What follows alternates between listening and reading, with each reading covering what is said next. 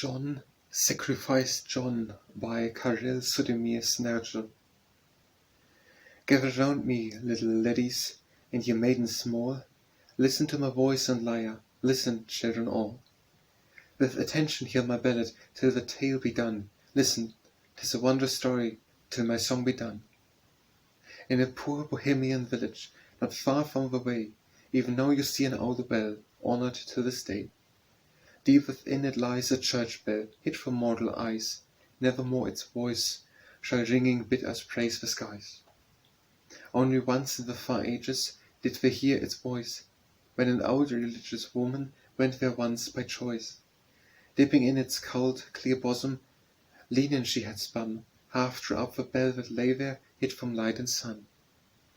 Fired with horror she fell fainting by the old bell's side, and her weak hands left their holding, and the bell did slide with a terrible resounding that shook hill and dale back into the old bell's darkness, while its voice did wail, "John, John, sacrificed John."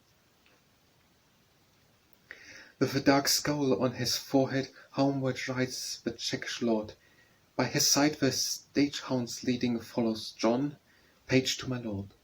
Like a thundercloud his forehead and his eyes with anger burn, for his dearest dog is missing, and he knows not where to turn. 3 whole days they have been searching, wood and field and everywhere. Useless is their toil and seeking, and they're looking everywhere. Sadly, with their faces troubled, back they turn them to their home, while the lord with bosom-swelling sighs, "My dog, where do you roam?" On the road there stands a granny, leaning on her crutches too. See, her head is like an owl's head, and she has but one eye too. Humpbacked, all her face a wrinkle, and her hands but skin and bone. A voice, while like a rook and cawing, is the harsh and guttural tone. "Stop your charger, stop your people, listen to my words, I say.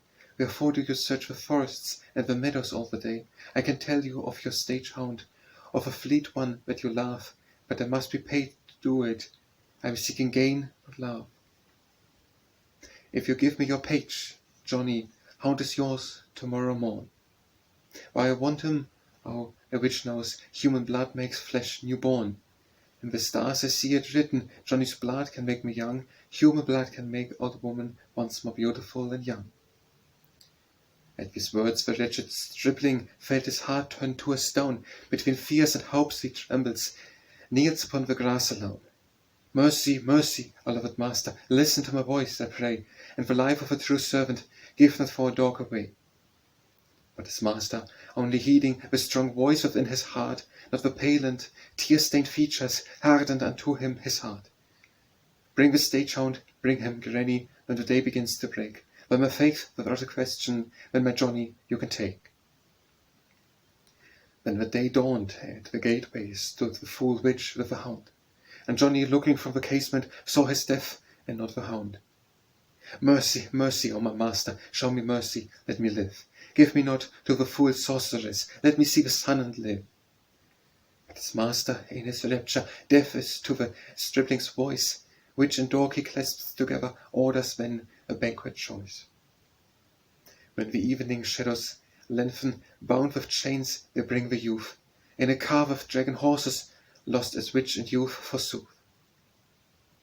Hardly 5 weeks was the stag-hound once more with his lord, when the dairy bought one sickened, died before his lord. When his master, in a frenzy, tore his hair and wool, but the dog lay dead for all that, Johnny was lying low.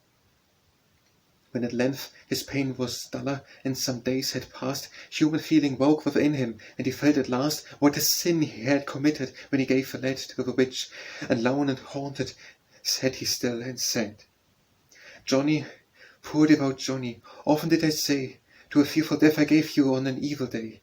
Oh, not to me from thy heaven, but I am forgiven. Oh, show mercy to me, Johnny, say I am forgiven." After that he built a chapel, not far from the well, and a wooden tower also with a silver bell. With a bell of purest silver they were bid to toll every day in rain and sunshine for poor Johnny's soul. Then the first began that tolling, for the poor lad's soul. Back they started in wild horror, says the legend old. For it was no bell of silver, but a human cry, echoing in their ears, bewildered like a human sigh. John, John, sacrifice John. And the lord of SXYDEJFW, hearing, turned to stone, when he tore his rich robes from him, while his heart did groan. Bring me now the haircloth garments of the penitent, I should be from henceforth ringer till my life be spent. Strange to say, the bitter anguish and the endless pain that had made his life a burden passed away like rain, and the bell rang out in gladness, and the morning air rang out like a seraph singing in the trembling air. Once, long after, from the ringing, never home came he, but we found him by the tower, from his penance free.